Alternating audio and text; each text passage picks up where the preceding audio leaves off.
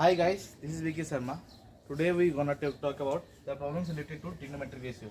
आई class में हमने पिछले क्लास में हमने टी रेशियोज के बारे में पढ़े थे. आज हम इसके बारे में प्रॉब्लम्स डिस्कस करेंगे. ठीक है, तो let's discuss some problems. First we will go through NCERT because NCERT is a basic book. Then we go to the advanced book like R.S. Agarwal. Then we will discuss some Olympiad problem like pre-RMO, RMO. First of all, let's do the NCERT because NCERT is the basic and the most foundation book and important one also. So let's do the first problem of NCERT. Given ABC is a right angle triangle with right angle at B. AB is given here. AB दिया हुआ है 24 centimetre और BC दिया हुआ है आपका 7 centimetre.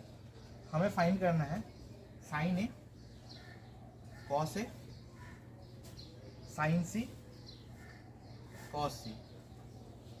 तो first हमें साइन ए कॉस से निकालना है, साइन सी कॉस से निकालना है. तो लेट्स स्टार्ट. तो हमें साइन का डेफिनेशन क्या था? Sine of angle A is equal to perpendicular upon hypotenuse. इसके लिए परपेंडिकुलर कौन सा है? इस ट्रायंगल में परपेंडिकुलर कौन सा है? मैंने कहा कि क्या कहा था, एंगल जो एंगल है उसका ऑपोजिट साइड ही परपेंडिकुलर होता है. तो यहाँ पे परपेंडिकुलर क्या होगा हमारा? BC. और हाइपोटेन्यूज कौन सा होगा? राइट एंगल का जो ऑपोजिट साइड है AC. So BC by AC. But हमें यहाँ AC तो पता नहीं है, तो हम लोग क्या करेंगे? हम लोग ने बचपन से पढ़ते आ रहे हैं पाइथागोरस थ्योरम. सबने सुना होगा राइट एंगल ट्रायंगल में Pythagoras theorem. Hypotenuse square is equal to perpendicular square plus base square. ये हमने क्लास 8 के मैथमेटिक्स में पढ़ा है. ठीक है, तो late us find out hypotenuse. Basic squares तो आपको याद होना चाहिए. हाइपोटेन्यूज 24 का स्क्वायर क्या होता है? 576. वैसे 7 का स्क्वायर होता है 49. H square is equal to हो गया हमारा 625. तो एच हो गया हमारा √625. प्लस माइनस दोनों होगा, लेकिन माइनस में हम लोग लेंथ लेते नहीं है, तो हमें प्लस वाला ही लेना पड़ेगा. So H is equal to क्या होगा हमारा? This is 25 square. H is equal to 25. तो सर ये मेरे लिए इजी था, मैंने 24 स्क्वायर को 576 ले लिया. और आप मल्टीप्लाई करके भी ले सकते हैं, बट इन एग्जाम आपको ये सब याद रहना चाहिए, नहीं तो आपको डिफिकल्ट होगा. मल्टीप्लाई करेंगे टाइम वेस्ट होगा. तो आपको ये कम से कम 30 तक का स्क्वायर याद होना चाहिए और 20 तक का क्यूब याद होना चाहिए. ठीक है, तो हमारा हाइपोटेन्यूज क्या आ गया यहाँ पे? 25. इसको हम लोग बोलते हैं पाइथागोरन ट्रिपलेट. 24, 7 और 25 पाइथागोरन ट्रिपलेट में है. ठीक है, तो हमारा एच आ गया 25. Now let us find out sine A. Sine A क्या था? Perpendicular by hypotenuse. परपेंडिकुलर क्या है यहाँ पे? एंगल ए का जो opposite side BC upon hypotenuse AC which is 25 upon 7. या sorry, perpendicular by hypotenuse. Perpendicular क्या है यहाँ पे आपका? 7 एंड हाइपोटेन्यूज इज 25. तो 7/25. सिमिलरली कॉस है क्या था हमारा? Base by hypotenuse. मैंने क्या कहा था? बेस क्या होता है? जो एंगल से सटा हुआ साइड होता है. तो एंगल से सटा हुआ साइड दो है, ये है और ये है, लेकिन ये तो पहले से हम लोग को पता है ये हाइपोटेन्यूज है. तो बेस क्या होगा हमारा? AB अपॉन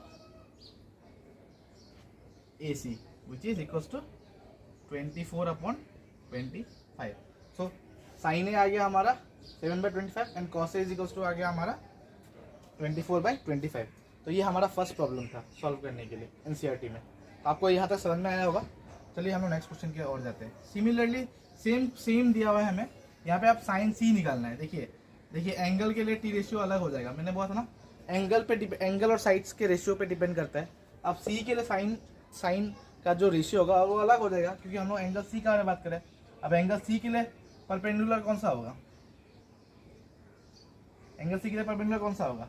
उसका opposite side which is 24 which is AB. और हाइपोटेन्यूज हमेशा बहुत आपको यूनिवर्सल होता है, जो राइट एंगल का ऑपोजिट साइड होता है व्हिच इज AC.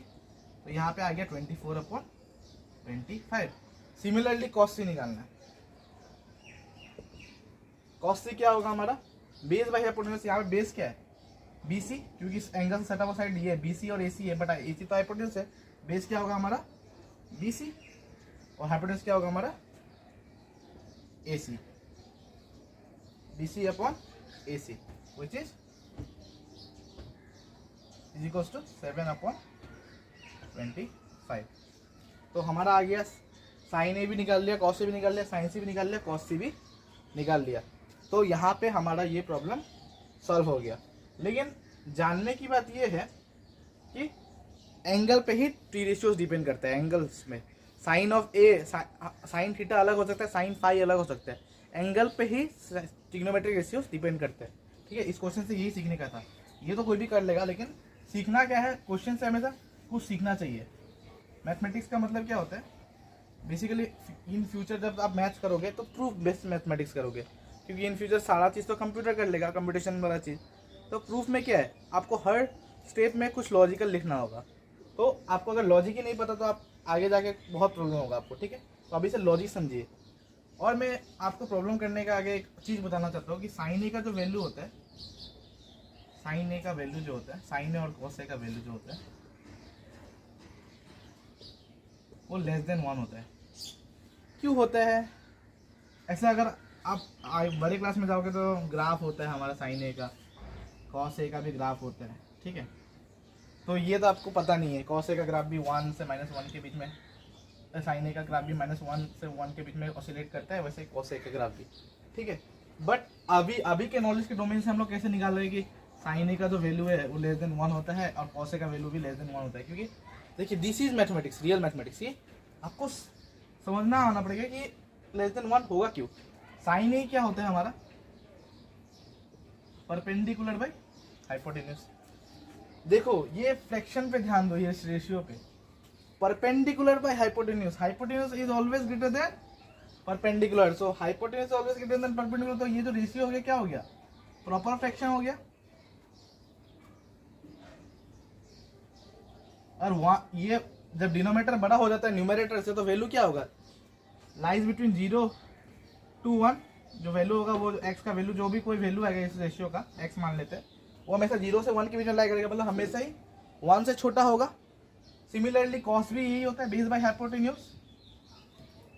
यहाँ पे भी hypotenuse is always greater than base, similarly इसका वैल्यू भी क्या होगा, लेस देन 1 होगा। तो ये इससे इस सिंपल ये रेशियो जो है उससे हमें पता कर पाया कि साइन ए का वैल्यू भी लेस देन 1 होगा, कोस ए का वैल्यू भी लेस देन 1 होगा। अब अगर कभी आपका क्वेश्चन में साइन ए का वैल्यू अगर ज़्यादा आ गया 1 से, या कोस ए का वैल्यू ज़्यादा आ गया, मतलब समझ लीजिए आप कहीं गलती कर रहे हैं, तो मैथमेटिकली हम इसको ऐसे देख सकते हैं। ठीक है, चलिए नेक्स्ट क्वेश्चन की ओर जाते हैं। चलिए एक और क्वेश्चन डिस्कस करते हैं। Given sine A equals to 3/4, you have to find cos A and tan A. ठीक है, sine A is 3/4। Let us make a hypothetical right angle triangle, because a sine A दिया हुआ है तो ए तो 90 degree नहीं हो सकता फिलहाल के लिए, तो ए कोई भी एंगल ले सकते हैं, ये एंगल लेता। ठीक है, 3/4, तो ये क्या होता है, परपेंडिकुलर, ये क्या होता है, हाइपोटेन्यूज। तो एंगल ए के लिए परपेंडिकुलर कौन सा होगा, BC, this is 3, and hypotenuse कौन सा होगा, AC, विच इज 4। क्या ये सही है? ये सही नहीं है। देखिए ये रेशियो दिया हुआ है, इसका वैल्यू 30 भी हो सकता था, 40 भी हो सकता था, तो तभी भी ये क्या हो जाएगा, 3/4। वैसे ही 60 भी हो सकता था, 80 भी हो सकता था, अल्टीमेटली ये क्या बन जाता, 3/4। अगर कॉमन फैक्टर्स काट के SCF जब 1 हो जाएगा तो 3/4 हो जाता। तो अल्टीमेटली ये लेना 3 हमारे लिए गलत है। हम लोग 3 इंटू कुछ भी मल्टीप्लाई करो, 4 इंटू कुछ भी मल्टीप्लाई करो, अल्टीमेटली जो कॉमन फैक्टर है वो कट जाएगा, फिर अल्टीमेट 3/4 आएगा। इसलिए हम लोग इस साइड को क्या लेंगे, 3k and 4k, 3x 4x भी ले सकते हैं, 3m 4m भी ले सकते हैं, कुछ भी ले सकते हैं सिमिलर। तो अब हमें निकालना है कॉस ए। कॉस ए के लिए हमें चाहिए base by hypotenuse, base by hypotenuse. यहाँ पे एंगल ए के लिए बेस कौन सा होगा, एंगल ए के लिए बेस कौन सा होगा, ए बी होगा बेस हमारा, ए बी, और हाइपोटेन्यूज तो AC। लेकिन यहाँ पे हमको AB का भी वैल्यू नहीं पता, BC का वैल्यू नहीं पता, AC का वैल्यू पता नहीं, क्योंकि ये तो एक वेरिएबल है के, ठीक है। तो सिमिलरली इस क्वेश्चन को भी हम लोग पिछले क्वेश्चन की तरह देखेंगे। यहाँ पे हम लोग पाइथागोरस थ्योरम फिर से लगाएंगे। चलिए लगाते हैं पाइथागोरस थ्योरम।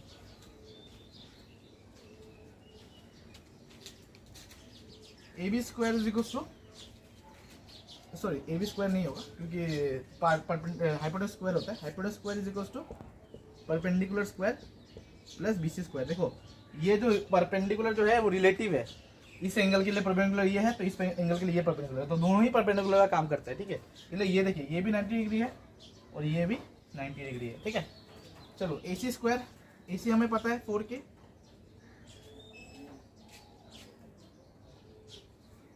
का square is equal to 3k का 3k। ए बी तो हमें दिया नहीं है, ए बी तो हमें दिया नहीं है, और बी सी हमारा 3k का स्क्वायर। तो 4k का square is 16k square minus 9k square is equal to A B square which is 7k square. तो ए बी आ गया हमारा अंडर रूट 7k, क्योंकि k स्क्वायर था तो k तो कट जाएगा, तो रूट 7k आ गया। ए बी हमारा आ गया रूट 7k, ठीक है। तो अब हम लोग देखिए हर बार पाइथागोरस थ्योरम यूज हो रहा है क्योंकि राइट एंगल ट्राइंगल है, तो पाइथागोरस थ्योरम तो अल्टीमेटली अप्लाई होने ही वाला है, ठीक है। अगर कोई साइड दिया नहीं है तो अल्टीमेटली देखिए अब हमें निकालना है कॉस ए। कॉस ए क्या होता है? Base by hypotenuse. ए के लिए बेस कौन सा है? बेस कौन सा है? A B. Good, A B base कौन सा है हमारा? A B, root over 7k, और हाइपोटेनस आपको पता है यूनिवर्सल है 4k, ए सी विच ए सी। हम लोग वैल्यू फिट करते हैं rate root 7k upon 4k। के का डी हमारा आ गया रूट ओवर 7/4, ठीक है। सिमिलरली 10 है, देखिए 10 है हम लोग दो तरीके से निकाल सकते हैं। सिमिलरली ऐसे निकालते हैं जो हमें बेसिकली पता है, p बाई बी। परपेंडिकुलर क्या है यहाँ पे? ए के लिए परपेंडिकुलर क्या है? ए के लिए परपेंडिकुलर क्या है? B C. और हाइपोटेनस बेस क्या है हमारा? A B which is upon 3k by root 7k। ये आ गया हमारा 3/√7। सो हमारा वैल्यू कॉस ए और टेन ए का वैल्यू आ गया। एक का आया 7/√7/4 और एक का आया 3/√7। कैसा आया? समझ में आया आप लोगों को? देखिए के यहाँ पे के हमने काटा नहीं। क्यों नहीं काटा? क्योंकि देखिए अल्टीमेटली रेशियो में आएगा, रेशियो में तो वो अपने आप कट जाएगा, तो के का वैल्यू निकालना नहीं था और निकालना थोड़ा डिफिकल्ट भी होता है, सो हमने नहीं निकाला, ठीक है। हमने बस इतना में छोड़ दिया, ठीक है। तो अब हमारा आ गया 3/√7 और √7/4। ये तो ऐसे निकाल दिया, लेकिन एक और तरीका है 10a को निकालने का, ठीक है। 10a को निकालने का एक और तरीका है। तरीका क्या है? 10a क्या होता है हमारा? p/b ना, इसको हम लोग लिख सकते हैं ना p/h बाई b/h लिख सकते हैं ना। h से दोनों तरफ ऊपर नीचे दोनों तरफ डिवाइड कर दिया। ये क्या है? दिख रहा होगा आपको, साइन ए। ये क्या है? Cos A. देखिए ये वैलिड है क्योंकि h इज ग्रेटर देन 0, तो हम लोग डिवाइड तो कर सकते हैं, ठीक है। h is greater than 0 because hypotenuse length can not be 0, तो हाइपोटेनस इज ग्रेटर देन 0, तो हम लोग डिवाइड कर सकते हैं। तो 10a को हम लोग क्या लिखते हैं? Sine A by cos A. Sine A हमारा क्या था? 3/4 और कॉस ए क्या लिखा था हमने? √7/4। तो अल्टीमेटली क्या होगा? 3/4 इंटू 4/√7 विच इज 3/√7। यही हमारा आया था कॉस 10a बाई p/b। तो अब हम लोग 10a को दो तरीके से भी निकाल सकते हैं। तो अगले क्लास में यहाँ तक ही मैं वीडियो ख़त्म करता हूँ। नेक्स्ट क्लास में हम लोग थोड़ा डिफिकल्ट प्रॉब्लम डील करेंगे आर.एस. अग्रवाल से, और हम थोड़ा आइडेंटिटीज के बारे में बात करेंगे, ट्रिग्नोमेट्री आइडेंटिटीज के लिए। तब तक के लिए थैंक यू, एंड अगर आपको कोई डाउट हो तो आप कमेंट कर सकते हैं। बाय।